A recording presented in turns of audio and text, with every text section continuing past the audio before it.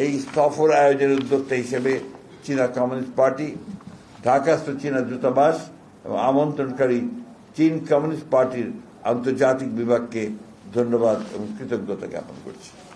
সেই সঙ্গে আমি ব্যক্তিগতভাবে আমার সফর সঙ্গী যারা ছিলেন তাদের সার্বিক সহযোগিতা এবং তাদের যোগ্য যে অংশগ্রহণ এই সফরকে আরো সমৃদ্ধ করেছে বলে আমি বিশ্বাস করি।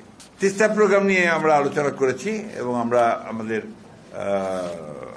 যে প্রয়োজন সেই প্রয়োজনটা আমরা ব্যাখ্যা করেছি এবং তারা এটাতে ইতিবাচকভাবে সাড়াও দিয়েছেন, এটার উপরে তারা কাজ করছেন।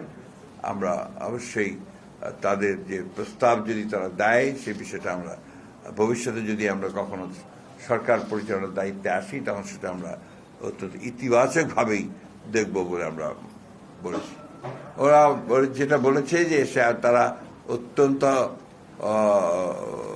আগ্রহের সঙ্গে এবং ঐকান্তিকতার সঙ্গে তারা এই বিষয়টির উপরে কাজ করছেন এবং মিয়ানমার গভর্নমেন্টকে তারা রাজি করার চেষ্টা করছেন যে খুব দ্রুত এই এক্সপ্লয়টেশনটা খাওয়ার জন্য।